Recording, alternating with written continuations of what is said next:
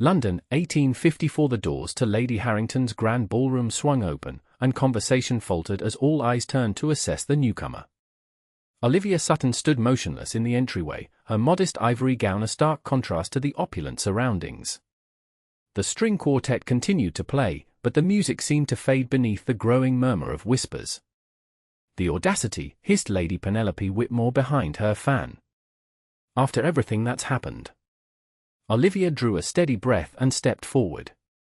She had anticipated the cold reception, but experiencing it was another matter entirely. 6 months ago, she had been welcomed in these same circles, not with particular warmth, as her family's standing was modest, but at least with courtesy. Now, she was met with turned backs and conversations that stopped abruptly at her approach. "Miss Sutton." The hostess approached with a thin smile that failed to reach her eyes. "How unexpected to see you this evening." "Lady Harrington," Olivia curtsied. "Thank you for your hospitality. I received an invitation through my aunt." "Did you indeed?" Lady Harrington's eyebrows arched. "How peculiar. Well, now that you're here." She gestured vaguely toward the room before promptly turning away to greet more desirable guests. Olivia moved toward the periphery of the ballroom, where the wallflowers and elderly chaperones gathered. Her gloved fingers twisted together as she forced herself to maintain composure. Coming tonight had been a mistake, but she had grown weary of hiding away in her aunt's modest townhouse, existing in the shadows since the scandal. From across the room, Lady Whitmore's shrill voice carried, "Father completely ruined, embezzlement of the worst kind, then taking his own life rather than face the consequences. Left his daughter nothing but debts and disgrace."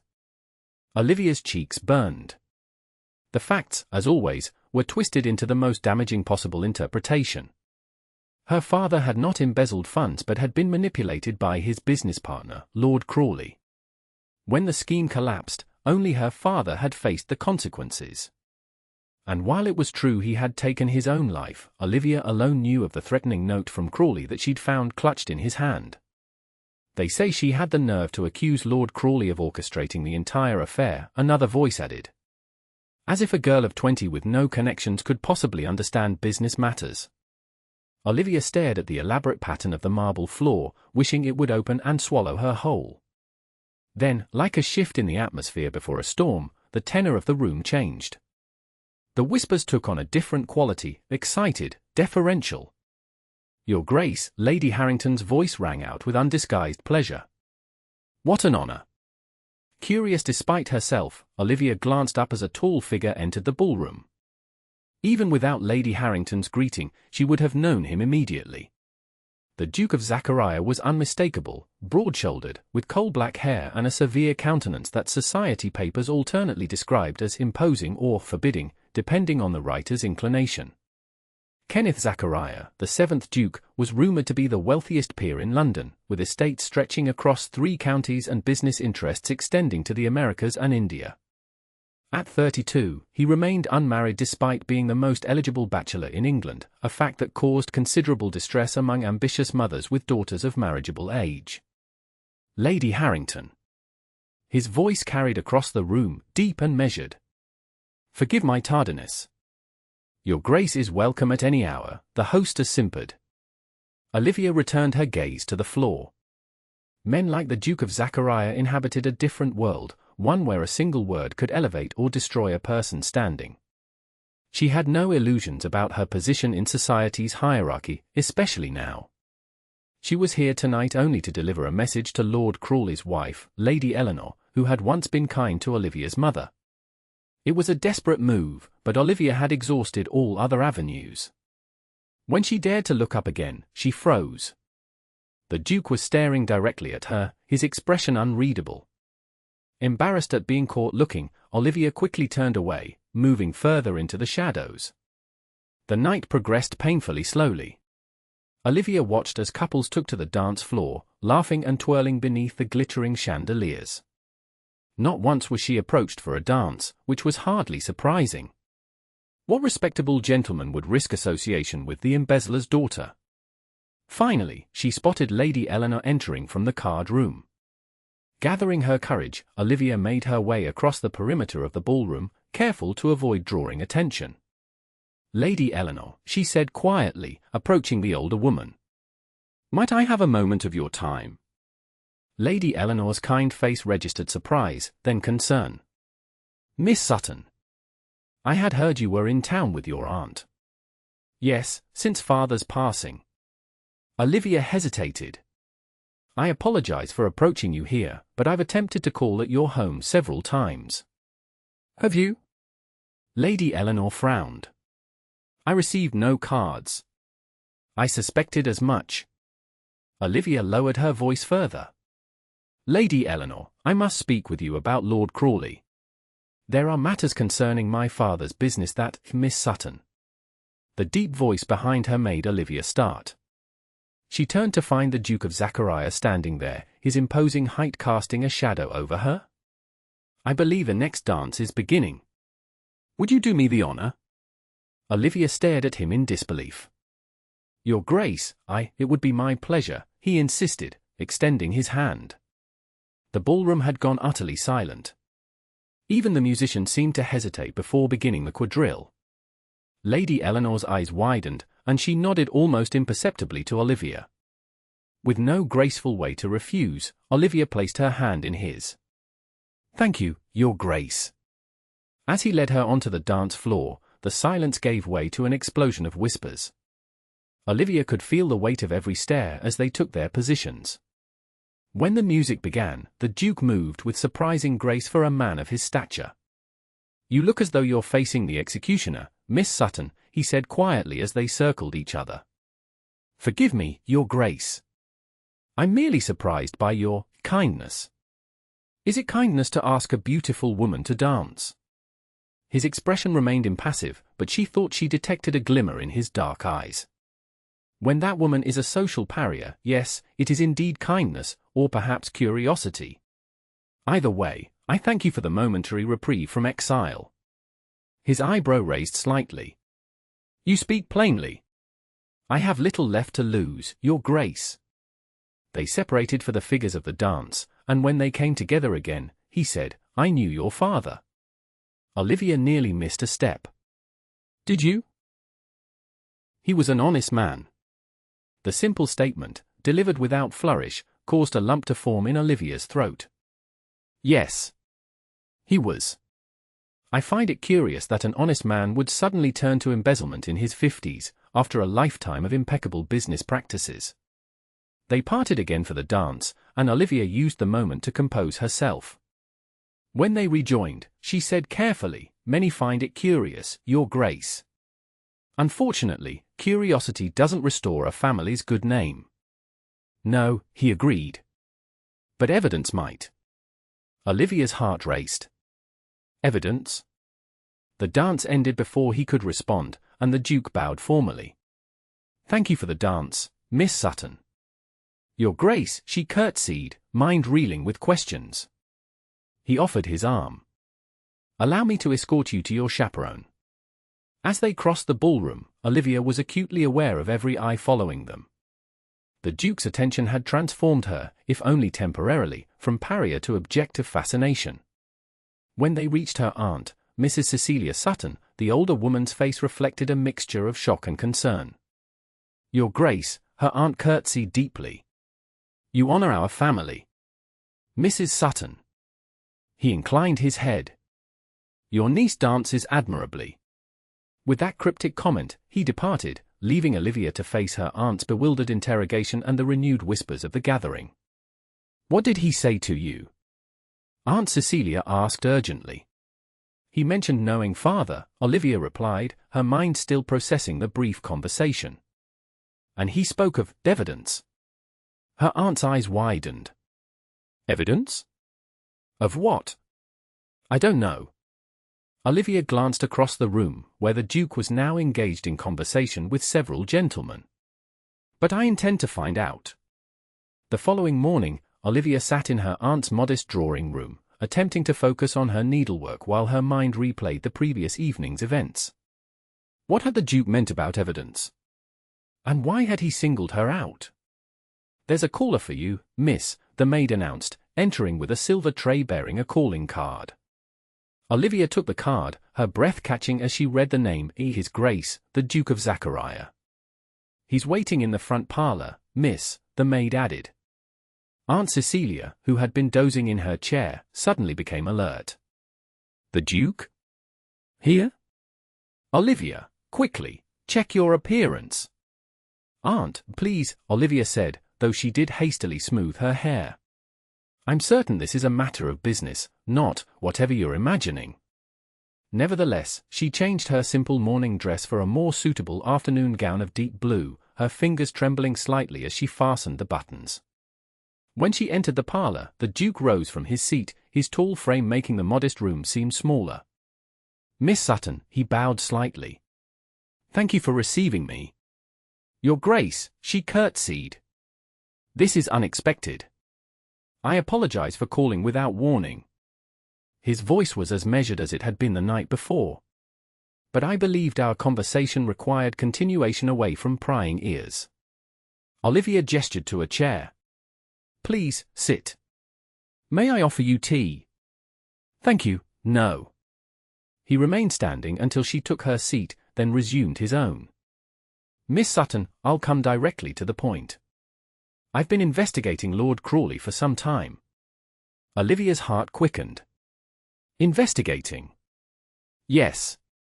Your father is not his first victim, though he may be the most tragic. Then you know, she whispered. You know he wasn't guilty. I strongly suspect it, the Duke confirmed. But suspicion is not proof. However, I believe you may possess information that could help build a case against Crawley.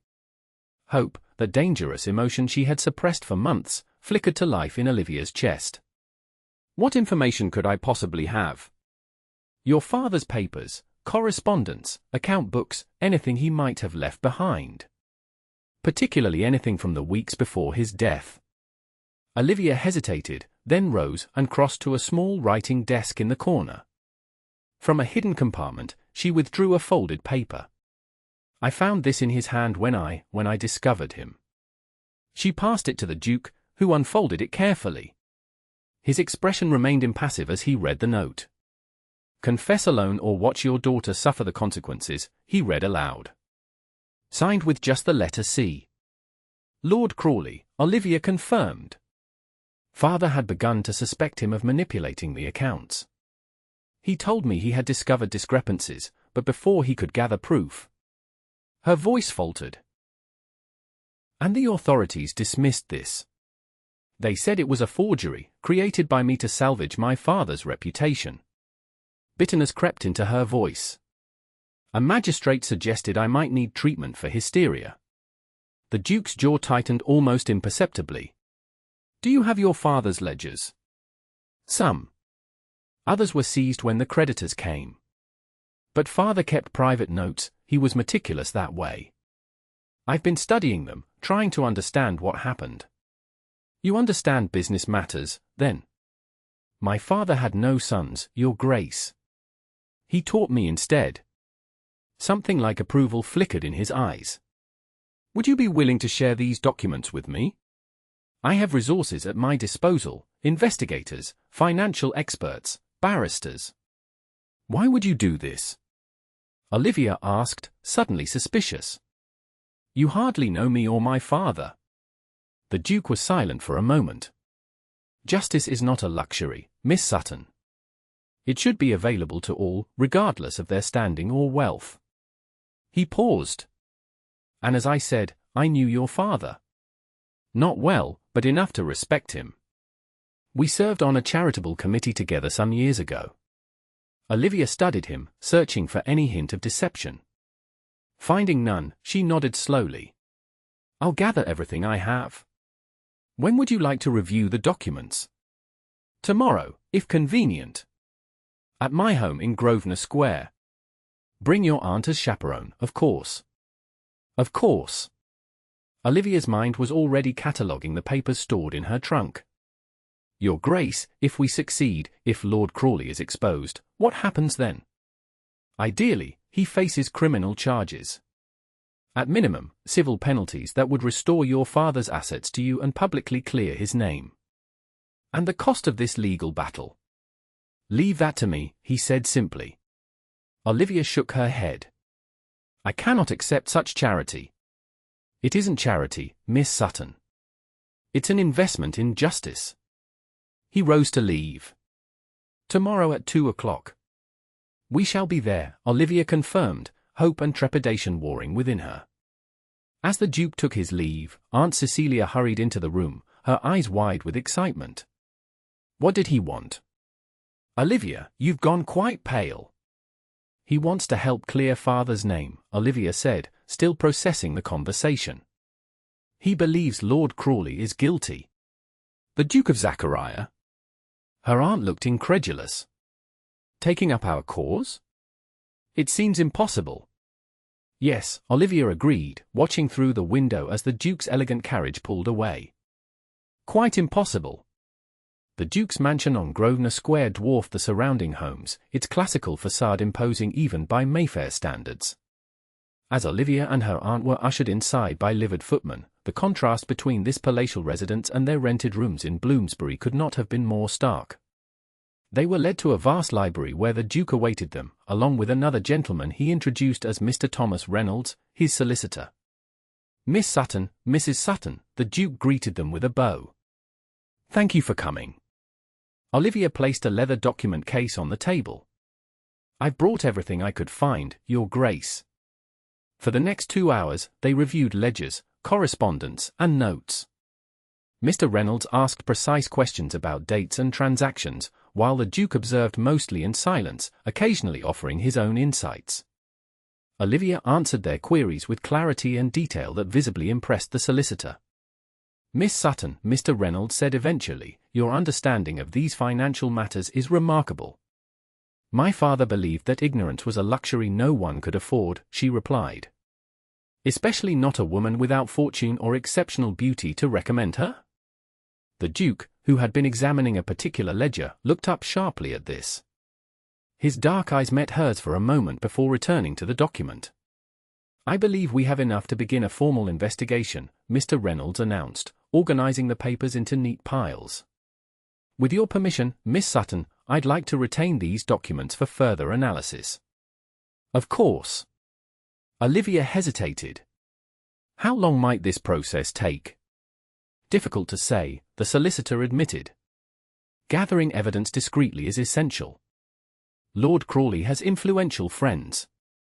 And enemies, the Duke added. We'll need to move carefully to avoid alerting him. As they prepared to leave, the Duke escorted them personally to the entrance hall. Miss Sutton, would you permit me to call on you again? There may be additional questions as we proceed. Certainly, Your Grace, she replied, surprised by the formality of the request. Perhaps, he added, glancing at her aunt, you might also allow me to escort you to the museum exhibition this weekend.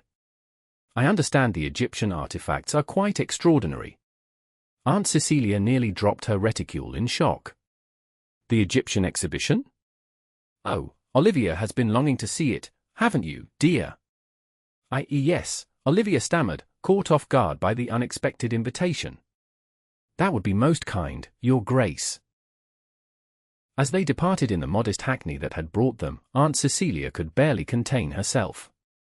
The Duke of Zachariah inviting you to an exhibition. In public. Olivia, do you realize what this means? It means he wishes to discuss the case further, Olivia replied practically, though her heartbeat had quickened at the thought. Nonsense. He could discuss business here or at our home. No, my dear, he has taken an interest in you. Aunt, please. A man in his position would never what? Be drawn to an intelligent, beautiful young woman? You underestimate yourself, Olivia. Olivia gazed out the window at the passing streets of London. I'm being realistic. The Duke may believe in my father's innocence, but that doesn't change the fact that I'm the daughter of a man society considers a disgraced suicide. No Duke would risk his reputation on such a connection. Her aunt patted her hand gently. The heart doesn't always follow society's rules, my dear. Perhaps not, Olivia conceded. But the Duke of Zachariah strikes me as a man who follows his head, not his heart. The British Museum was crowded with London's elite, all eager to view the newly arrived Egyptian artifacts. Olivia, wearing her best day dress, a modest gown of deep green that brought out the gold flecks in her hazel eyes, felt conspicuous on the Duke's arm. Whispers followed them as they moved through the exhibition, but for once, the gossip seemed more fascinated than malicious. The cartouche indicates this belonged to Ramesses II, the Duke explained, gesturing to a carved stone tablet. One of Egypt's most powerful pharaohs. You're knowledgeable about Egyptian history, Olivia observed. I traveled there some years ago, he replied. The ancient Egyptians believed that speaking the name of the dead kept them alive in the afterlife. Their monuments were built not merely for glory, but to preserve memory. A beautiful concept, Olivia said softly. That remembrance is a form of immortality. The Duke studied her for a moment. Your father is remembered, Miss Sutton. Not just by you, but by those who knew his true character. Olivia blinked rapidly, touched by his understanding. Thank you, Your Grace. They continued through the exhibition, the Duke occasionally sharing insights about the artifacts. Olivia found herself relaxing in his company, surprised by his knowledge and his subtle humor, which emerged in quiet observations about their fellow museum-goers. Lady Whitmore appears to be struggling with the concept that people existed before the Hanovers, he murmured as they passed the gossipmonger, who was loudly questioning the curator about whether ancient Egyptians were civilized. Olivia suppressed a laugh. Perhaps she fears they lacked proper social seasons in which to judge one another's worth. The Duke's mouth curved slightly. A society without arbitrary hierarchies? Unthinkable. His dry tone made her glance up in surprise. You mock the very system that places you at its pinnacle, Your Grace. I acknowledge its absurdities, he corrected. Position without merit is meaningless, as is judgment without knowledge. Before Olivia could respond, a familiar voice called out. Your Grace! What an unexpected pleasure! Lord Crawley approached, his corpulent frame bedecked in an overly ornate waistcoat. Beside him, Lady Eleanor offered Olivia a small smile. Lord Crawley, the Duke acknowledged coolly. Lady Eleanor. Miss Sutton, Lord Crawley nodded curtly in Olivia's direction, his expression barely concealing his disdain. How resilient you are, venturing into society. Miss Sutton honors me with her company, the Duke replied before Olivia could respond. Something in his tone made Lord Crawley straighten. Of course, Your Grace. No offense intended. Crawley's obsequious smile didn't reach his eyes. I was merely surprised to see Miss Sutton in such elevated company, given recent unfortunate events. I find that those who have faced adversity often possess greater character than those who merely profit from it, the Duke said mildly, though Olivia detected steel beneath his words. Lord Crawley's face reddened. Indeed. Well, we mustn't keep you. He took his wife's arm. Eleanor, come. As they departed, Lady Eleanor glanced back, her expression troubled. He suspects something, Olivia said quietly. Good, the Duke replied. Let him worry. They completed their tour of the exhibition, but the encounter with Lord Crawley had cast a shadow over the afternoon. When the Duke escorted Olivia back to her aunt's home, he paused before taking his leave. Miss Sutton, Mr. Reynolds has made progress with your father's documents. Would you permit me to call tomorrow to discuss developments? Of course, Your Grace.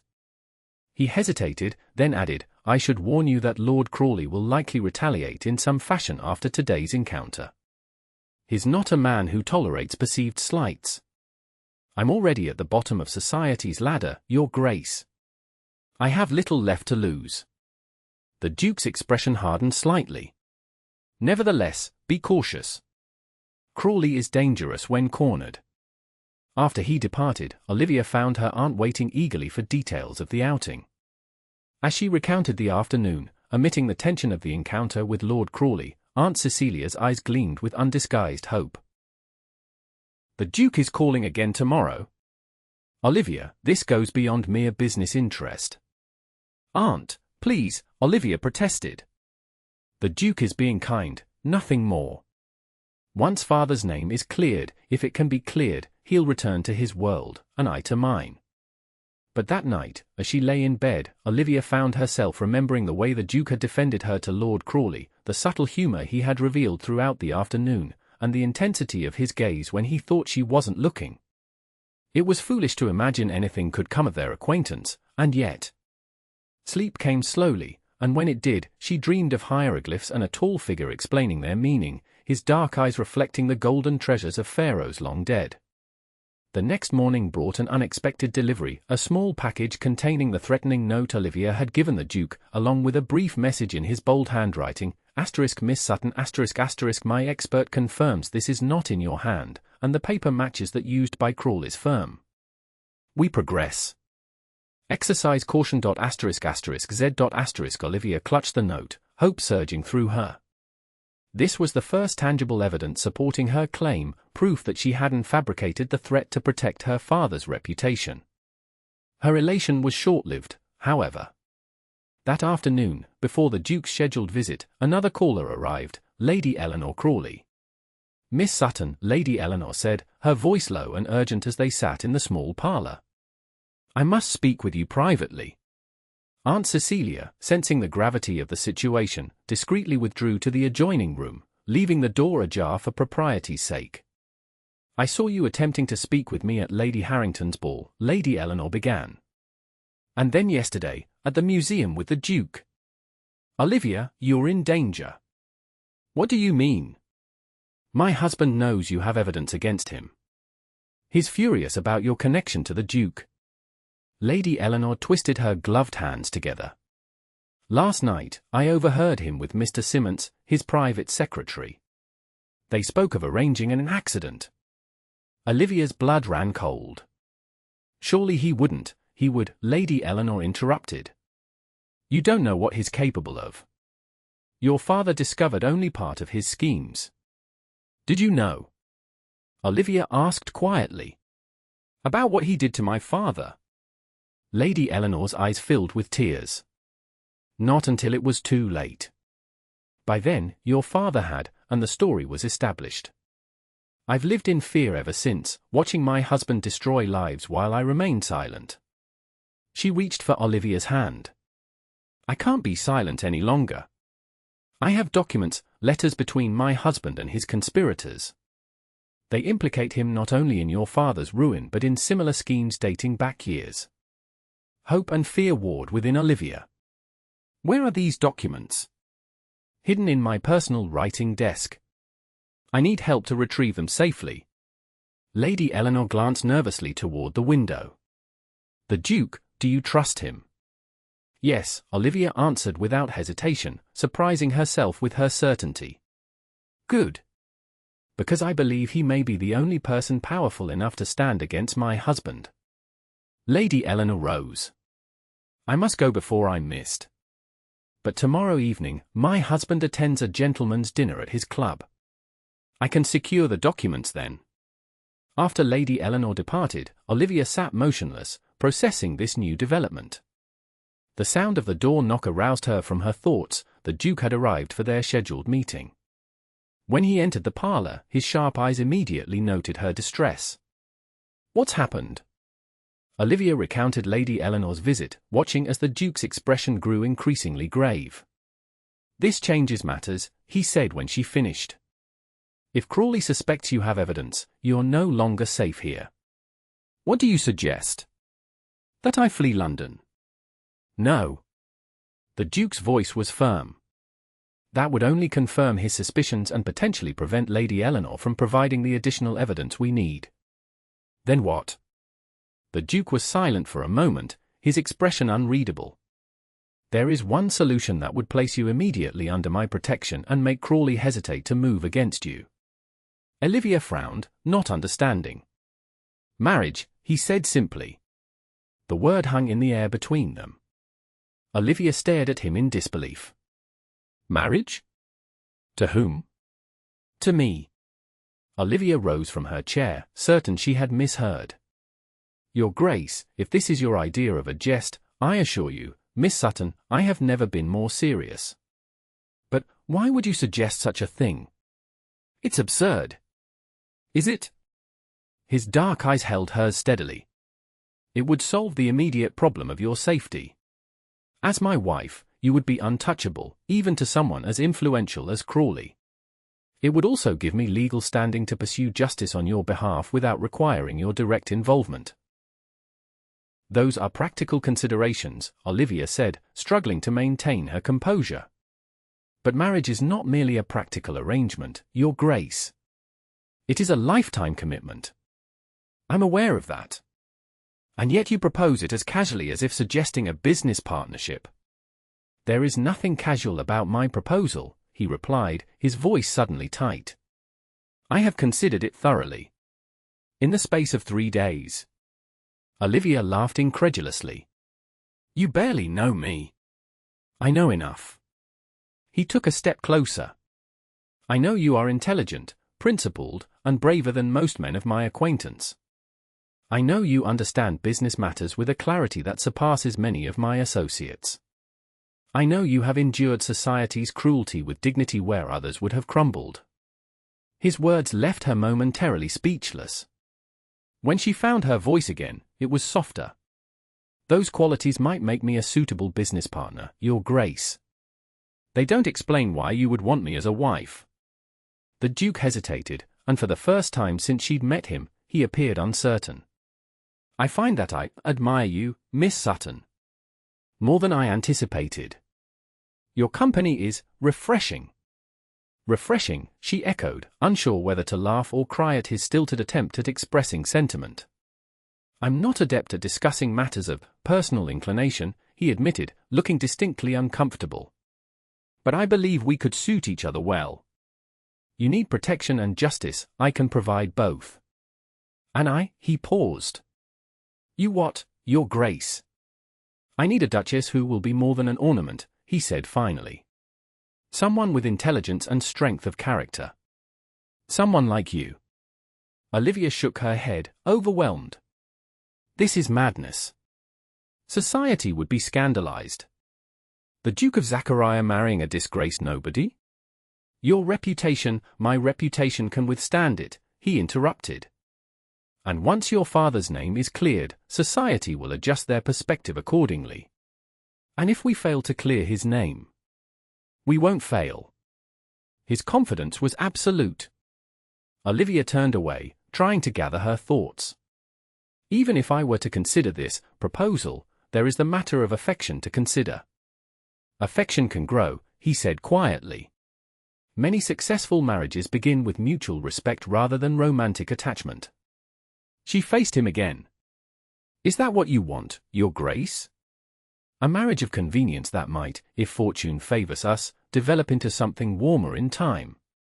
The Duke's jaw tightened. I want you safe, Miss Sutton. I want justice for your father. And yes, I want a wife who challenges me rather than simpering in agreement with everything I say.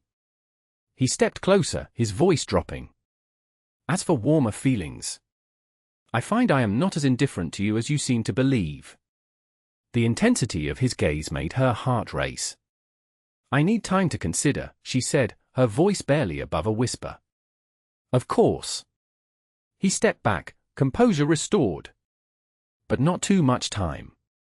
If Lady Eleanor is correct about Crawley's intentions, we must act quickly. After the Duke departed, Aunt Cecilia emerged from the adjacent room, her expression a mixture of shock and excitement. Olivia! The Duke proposed marriage. You were listening, Olivia accused, though without real anger. Of course I was listening. My niece receives a proposal from the most eligible bachelor in England, and you expect me not to listen. Her aunt sat beside her, taking her hands. What will you say? Olivia sighed. I don't know. It's not a love match, Aunt. It's practical. Practical. Child, do you know how many young ladies would swoon at such practicality? The Duke may not have declared passionate love, but he spoke of admiration, respect, and not being indifferent to you. From a man of his reserve, that's practically poetry. Despite herself, Olivia smiled. You're exaggerating. I'm not. I've lived long enough to recognize when a man's feelings run deeper than he admits, even to himself. Aunt Cecilia squeezed her hands. What does your heart tell you? Olivia closed her eyes, trying to sort through the tumult of her emotions. My heart is confused, she admitted. I admire him. I respect him. I'm grateful for his help. And when he looks at me sometimes, I feel. She trailed off, unable to articulate the strange warmth that filled her under his intense gaze. That, my dear, her aunt said softly, is not merely gratitude. The following day, Olivia sent a note to the Duke, requesting a meeting that evening, coinciding with when Lady Eleanor would be retrieving the incriminating documents. If she was to make a decision about his proposal, she needed to understand her own feelings more clearly, away from the pressure of immediate circumstances. The Duke's reply came swiftly. He would call at 7 o'clock. Throughout the day, Olivia alternated between certainty and doubt. Marriage to the Duke would ensure her safety and provide the means to clear her father's name. But what of afterward? Could she live as the Duchess of Zachariah, forever wondering if her husband had married her out of pity or convenience? When the Duke arrived that evening, Olivia was alone in the parlor, having asked her aunt for privacy. He entered with his usual composure, though she thought she detected a hint of tension in his bearing. Your Grace, she greeted him, remaining seated as he bowed. Miss Sutton. He took the chair opposite her. You wish to see me? Yes. Olivia folded her hands in her lap to stop their trembling. I've been considering your proposal. And have you reached a decision? Not yet. She met his gaze directly. Before I can, I need to understand something. What is that? Your true motivation. She leaned forward slightly. You speak of practical considerations, my safety, legal standing to pursue Crawley. You mention admiration for my character. But I can't help wondering if there isn't also a sense of obligation. The Duke frowned. Obligation? To my father. You said you knew him, respected him. Is this proposal born of a desire to make amends for not helping him when he was alive? For a long moment, the Duke was silent. Then he rose and moved to the window, looking out at the darkening street. Your father once did me a service, he said finally. Not a financial one, but a personal one. Years ago, when I first took on the dukedom after my father's death, I was struggling with the responsibility. Your father noticed. He spoke to me privately after a committee meeting, offered advice without condescension. He turned back to her. It was a small thing, perhaps, but it came at a crucial moment. And now you feel you owe him a debt. Not a debt, the Duke corrected. A respect.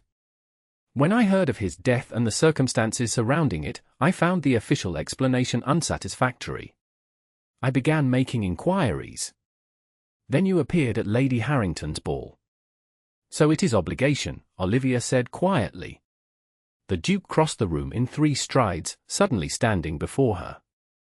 No, Miss Sutton. It began as curiosity, perhaps even as respect for your father's memory. But it has become something else entirely. Before she could respond, the door burst open, and Aunt Cecilia rushed in, her face pale. Olivia! Lord Crawley is here. The Duke turned sharply. Here? Now? Yes, he's demanding to see Olivia.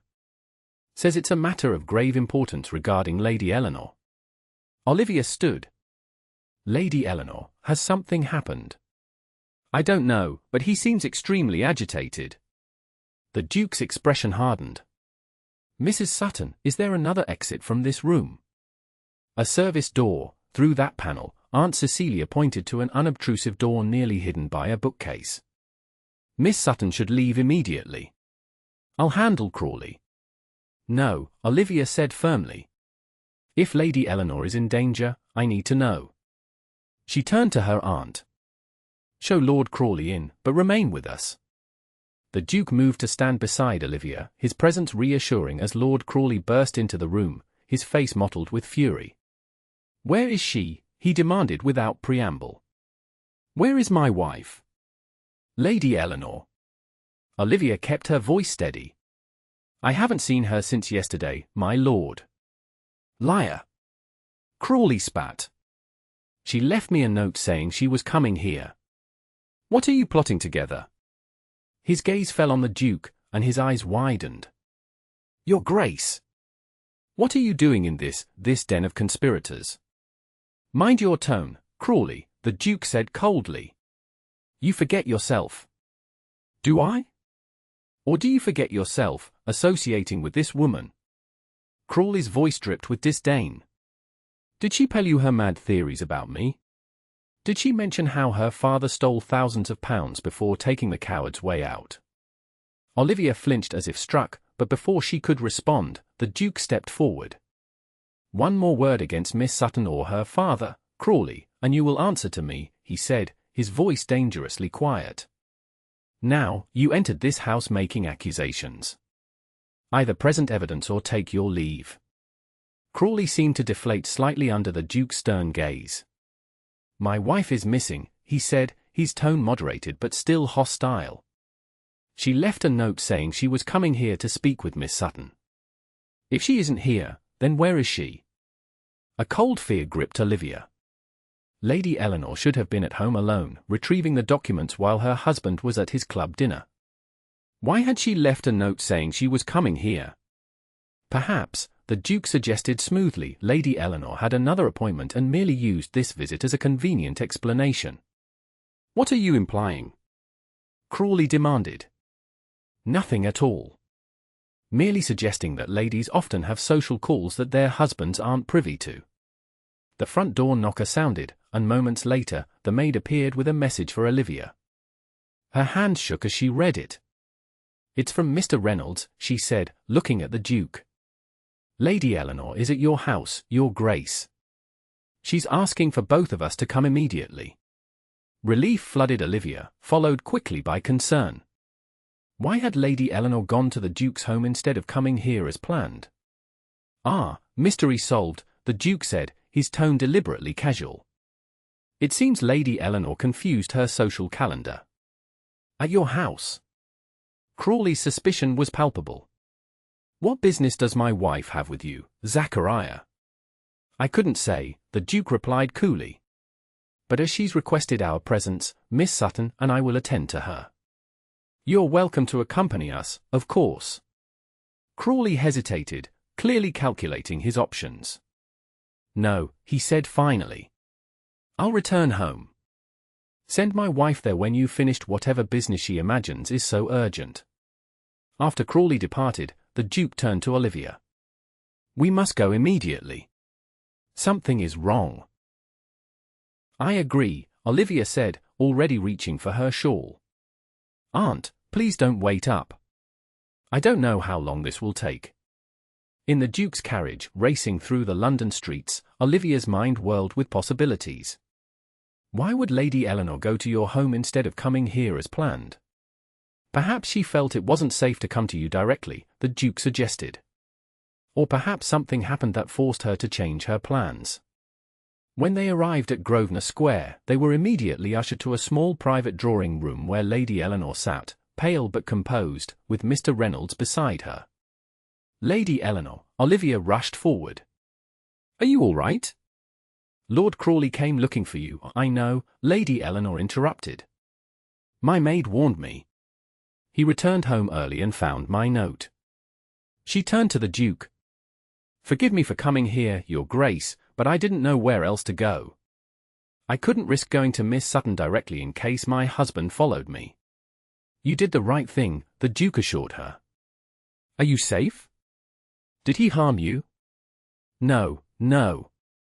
Lady Eleanor shook her head. But he will be furious when I return home. She reached into her reticule and withdrew a packet of papers. I have what I promised. Letters between my husband and his associates, dating back 5 years. They detail everything, the manipulation of Mr. Sutton's accounts, the threats, the cover-up afterward. There's even correspondence about earlier victims.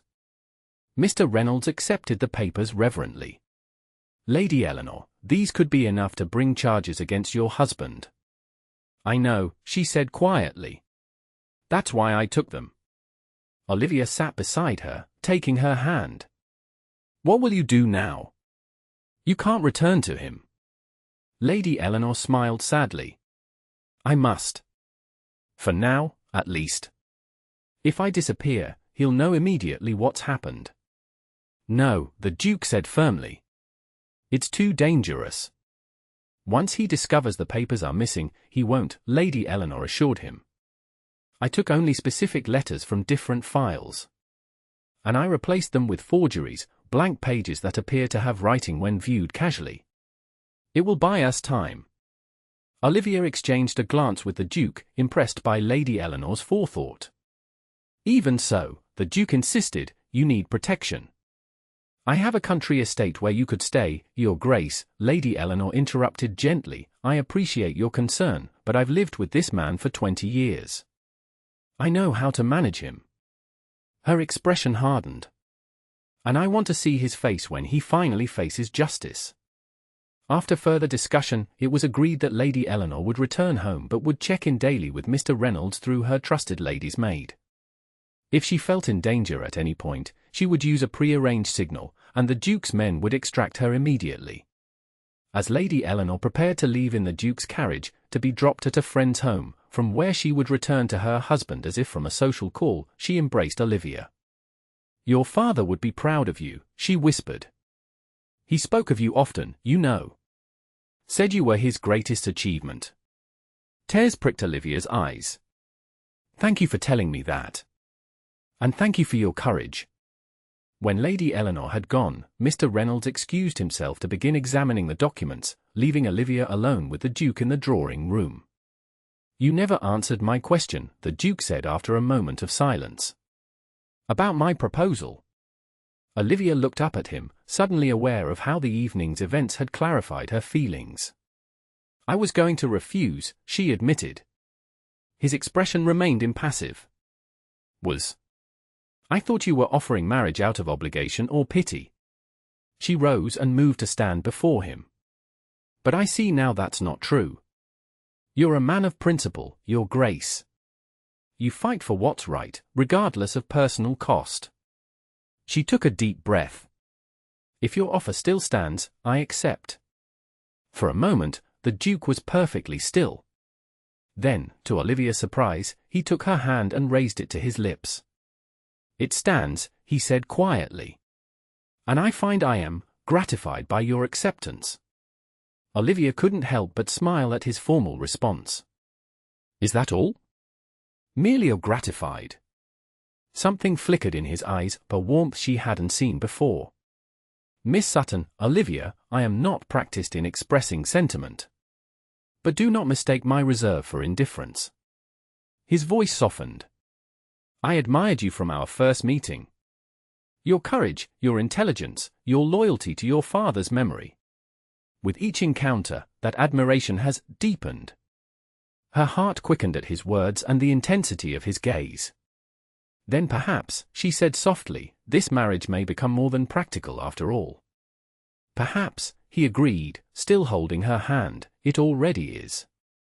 The week that followed passed in a whirlwind of activity. Mr. Reynolds worked tirelessly with the evidence provided by Lady Eleanor, building a case against Lord Crawley. Meanwhile, news of the engagement between the Duke of Zachariah and Miss Olivia Sutton spread through London like wildfire, creating a sensation that eclipsed even the most scandalous gossip of the season. The reactions were predictably mixed. Some declared it a love match, romanticizing the story of the powerful Duke who saw beyond society's judgment to the true worth of a wronged young woman. Others whispered of madness, manipulation, or hidden motives. Lady Whitmore was heard to remark that the Duke must have taken leave of his senses, while her daughter suggested more crudely that Miss Sutton must possess skills that compensated for her lack of fortune and connections. Through it all, the Duke remained imperturbable, while Olivia faced the gossip with a quiet dignity that gradually won over even some of her harshest critics. When they appeared together at the opera, the Duke's evident attentiveness and Olivia's graceful composure presented a united front that was difficult to disparage. Lady Eleanor continued her dangerous charade at home, reporting daily that Lord Crawley suspected nothing. But as the date for their confrontation with him approached, Olivia grew increasingly concerned for her safety. "I wish he would leave him now," she confided to the Duke as they walked in the garden of his London home. "Mr. Reynolds has enough evidence already." "I agree," the Duke replied, "but Lady Eleanor insists on being present when he's confronted. She feels she's owed that moment after years of silent complicity." Olivia sighed. "I understand her desire, but," she was interrupted by the arrival of a footman bearing an urgent message. The Duke read it quickly, his expression darkening. "What is it?" Olivia asked, alarmed by his sudden tension. "Crawley knows," he said grimly. "Lady Eleanor's maid sent word that he discovered the forgeries this morning and confronted his wife. She managed to escape the house and is on her way here, but he's in pursuit. We must prepare for his arrival," Olivia said, her mind racing. "Mr. Reynolds is already on his way, along with a magistrate." The Duke took her arm. "Come, we should wait inside." They had barely reached the library when Lady Eleanor was announced, her face pale but composed as she entered. "He found the false papers," she said without preamble. "He was looking for something in his study and noticed the deception. She faltered. He was quite violent in his anger." Olivia moved to her side, noticing now the faint bruise forming at her temple. "He struck you." "It's nothing," Lady Eleanor dismissed. "I've endured worse. What matters is that he knows, and he's coming here." He was just behind me. As if summoned by her words, they heard a commotion in the entrance hall. Moments later, Lord Crawley burst into the library, his face contorted with rage, followed by several of the Duke's servants attempting to restrain him. "Traitor," he shouted at his wife before turning on Olivia. "And you manipulative little, that's quite enough," the Duke interrupted coldly, stepping between Crawley and the women. "You're trespassing in my home, Crawley." "Your home?" Crawley sneered. "Soon to be shared with that embezzler's daughter? Has she bewitched you, Zachariah, or merely warmed your bed so effectively that you've lost all sense?" The Duke moved with surprising speed for a man of his size. In one fluid motion, he grasped Crawley by his cravat and pushed him against the nearest bookcase. "I warned you once about speaking ill of Miss Sutton," he said, his voice dangerously quiet. "I won't warn you again." Crawley's face purpled, partly from the Duke's grip and partly from fury. "Release me! Do you know who I am?" "I know exactly who you are," the Duke replied, loosening his hold but not stepping back. "A thief, a manipulator, and a coward who threatens women and drives honest men to despair." "Slander!" Crawley spluttered. "I'll ruin you for this." "No, my lord," came a new voice from the doorway. "I believe it is you who faces ruin." Mr. Reynolds entered, accompanied by a stern-looking man whom Olivia recognized as Sir William Foster, a respected magistrate. Behind them came two constables.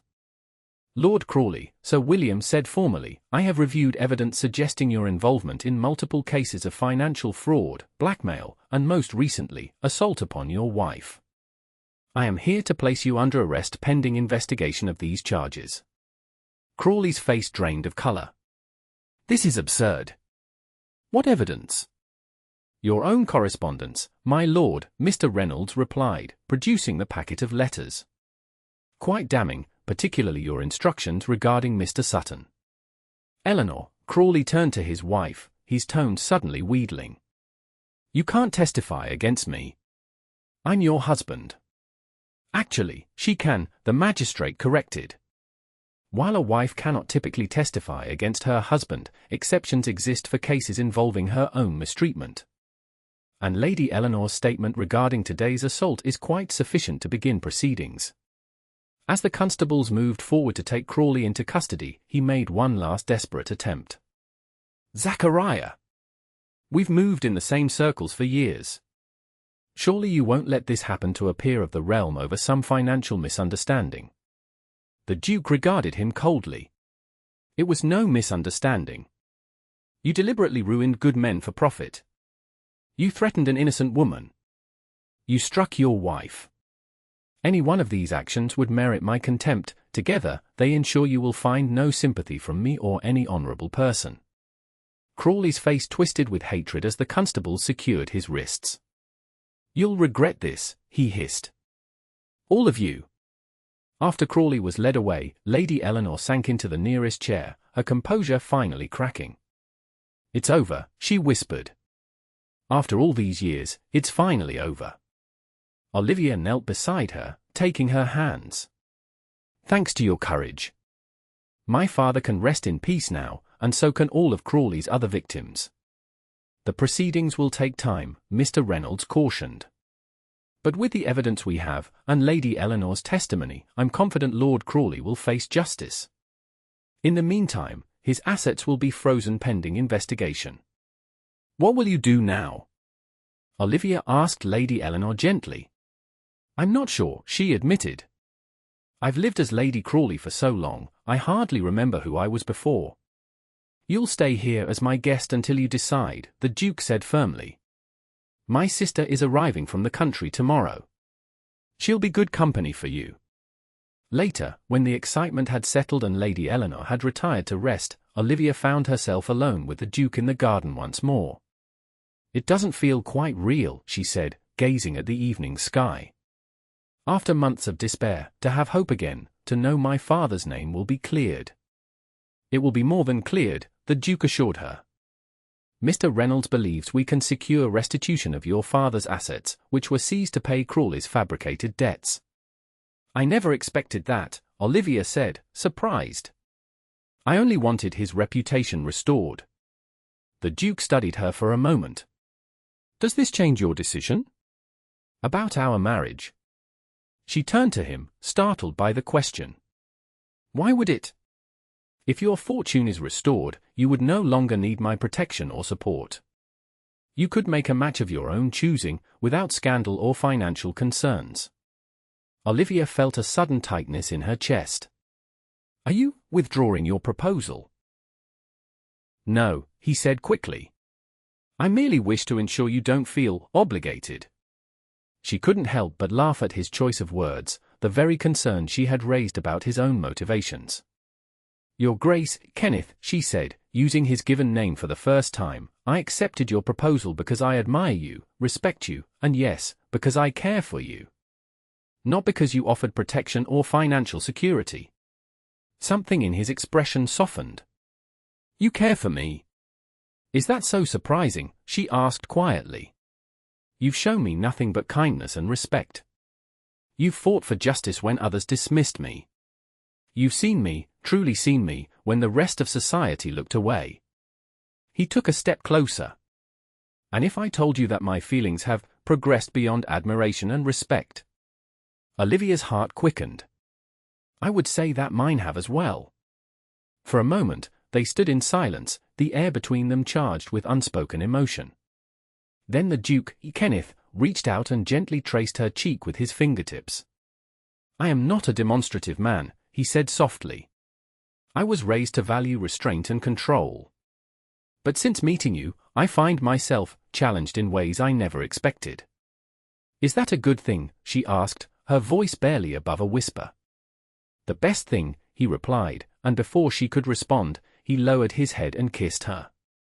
It was a gentle kiss, tentative at first, then deepening as Olivia responded. When they finally parted, she was breathless, and even the composed Duke seemed affected, his dark eyes more expressive than she had ever seen them. "I believe," he said, his voice slightly rougher than usual, "that our marriage may indeed be more than practical." Olivia smiled up at him. "I believe you're right, Your Grace." The wedding of the Duke of Zachariah and Miss Olivia Sutton took place 6 months later, after Lord Crawley's trial had concluded with his conviction and imprisonment. True to Mr. Reynolds' prediction, the courts had ordered restitution of Mr. Sutton's assets to his daughter, along with a public declaration of his innocence. Society, ever adaptable, quickly revised its narrative. Those who had shunned Olivia now claimed they had always seen something special in the girl, while those who had spread the cruelest gossip suddenly couldn't recall having said anything at all. The ceremony at St. George's, Hanover Square, was attended by the cream of London society, all eager to witness the union that had captivated the public imagination. Lady Eleanor, now living independently and serving as a trustee for a foundation established to help victims of financial fraud, stood proudly as Olivia's matron of honor. As Olivia walked down the aisle toward Kenneth, resplendent in his formal attire, she reflected on the journey that had brought her here. From the depths of despair after her father's death, through months of societal scorn and isolation, to this moment of vindication and, more importantly, love. For it was love, she now knew with certainty. What had begun as a practical arrangement had blossomed into something neither of them had anticipated, a deep, abiding connection that went far beyond convenience or mutual advantage. Kenneth's eyes never left hers as she approached, and in them, she saw everything words couldn't express: pride, admiration, desire, and yes, love. This man who had once described himself as not practiced in expressing sentiment now communicated volumes with a single look. When they exchanged vows, his voice was steady but warm, infused with an emotion that made Olivia's heart swell. As he slipped the ring onto her finger, a family heirloom reset with sapphires to match her eyes, his hand trembled almost imperceptibly, a small sign of vulnerability that only she would notice. The celebration afterward at Zachariah House was magnificent, with London's elite raising glasses to toast the new Duchess. As the evening progressed, Olivia found herself momentarily alone with Lady Eleanor. "Your father would be so proud," Lady Eleanor said, echoing her words from months before. "Not just of clearing his name, but of the woman you've become." "I couldn't have done it without you," Olivia replied, embracing her friend. "Your courage made all of this possible." "Not my courage," Lady Eleanor corrected. "Yours. And his." She nodded toward Kenneth, who was watching Olivia from across the room with an expression that needed no interpretation. "He may be the wealthiest duke in London, but his greatest fortune is standing before me now." Later that night, as Olivia and Kenneth stood together on the terrace of what was now their home, she leaned against his shoulder, content in a way she had never imagined possible. "Happy?" he asked, his arm secure around her waist. "Completely," she affirmed. "Though I must confess, I still find it somewhat surreal, being a duchess." "You were born for it," he said with quiet confidence. "You'll be the most remarkable duchess London has ever seen." "Because of my scandalous past," she teased. "Because of your extraordinary heart." He turned to face her fully. "That's what I saw from the beginning, Olivia. Not your circumstances, not your family connections, but your heart, your courage, your loyalty, your compassion." "And here I thought you were merely being practical," she said softly. Kenneth smiled, the rare expression transforming his usually stern features. "I've never made a less practical decision in my life. And I've never been happier about it." As he drew her into his arms beneath the starlit sky, Olivia reflected that society had indeed called her unworthy, but in finding a man who saw beyond those judgments to her true self, she had gained not just restoration, but a love more valuable than any fortune or title. In the end, it was not society's opinion that mattered, but the recognition of one person who had seen her worth when everyone else looked away. And in that recognition, both of them had found something neither had expected, a love as practical as it was passionate, as enduring as it was unexpected, and as real as the stars shining above them on their first night as husband and wife.